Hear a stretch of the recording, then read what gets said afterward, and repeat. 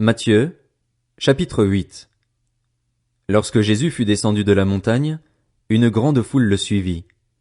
Alors un lépreux s'approcha, se prosterna devant lui et dit, Seigneur, si tu le veux, tu peux me rendre pur.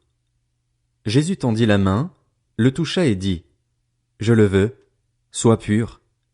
Aussitôt il fut purifié de sa lèpre. Puis Jésus lui dit, Fais bien attention de n'en parler à personne, mais va te montrer aux prêtres et présente l'offrande que Moïse a prescrite, afin que cela leur serve de témoignage. Alors que Jésus entrait dans Capernaüm, un officier romain l'aborda et le supplia en disant, Seigneur, mon serviteur est couché à la maison, atteint de paralysie, et il souffre beaucoup. Jésus lui dit, J'irai et je le guérirai. L'officier répondit, Seigneur, je ne suis pas digne que tu entres sous mon toit, mais dis seulement un mot et mon serviteur sera guéri. En effet, moi aussi je suis un homme soumis à des supérieurs, j'ai des soldats sous mes ordres, et je dis à l'un, pars, et il part, à un autre, viens, et il vient, et à mon esclave, fais ceci, et il le fait. Après l'avoir entendu, Jésus fut dans l'admiration, et il dit à ceux qui le suivaient, Je vous le dis en vérité, même en Israël je n'ai pas trouvé une aussi grande foi. Or, je vous le déclare, beaucoup viendront de l'Est et de l'Ouest et seront à table avec Abraham, Isaac et Jacob dans le royaume des cieux. Mais ceux à qui le royaume était destiné seront jetés dans les ténèbres extérieures, où il y aura des pleurs et des grincements de dents. Puis Jésus dit à l'officier, Vas-y, et sois traité conformément à ta foi.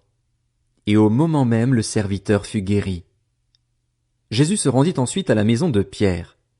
Il vit la belle-mère de celui-ci couchée, avec de la fièvre.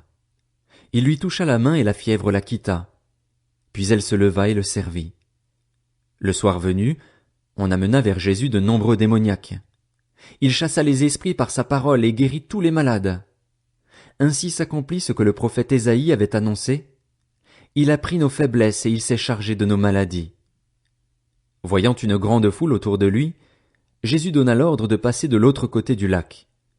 Un spécialiste de la loi s'approcha et lui dit, « Maître, je te suivrai partout où tu iras. » Jésus lui répondit, « Les renards ont des tanières et les oiseaux du ciel ont des nids, mais le Fils de l'homme n'a pas un endroit où il puisse reposer sa tête. » Un autre, parmi les disciples, lui dit, « Seigneur, permets-moi d'aller d'abord enterrer mon père. » Mais Jésus lui répondit, « Suis-moi et laisse les morts enterrer leurs morts. » Il monta dans la barque et ses disciples le suivirent.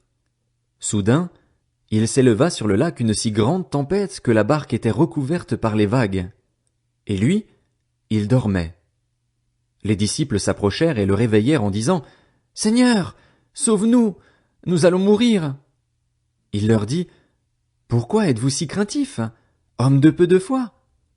Alors il se leva, menaça les vents du lac et il y eut un grand calme. Ces hommes furent très étonnés et dirent, « Quel genre d'homme est-ce? Même les vents et la mer lui obéissent. » Lorsqu'il fut arrivé sur l'autre rive, dans le pays des Gadaréniens, 2 démoniaques qui sortaient des tombeaux vinrent à sa rencontre.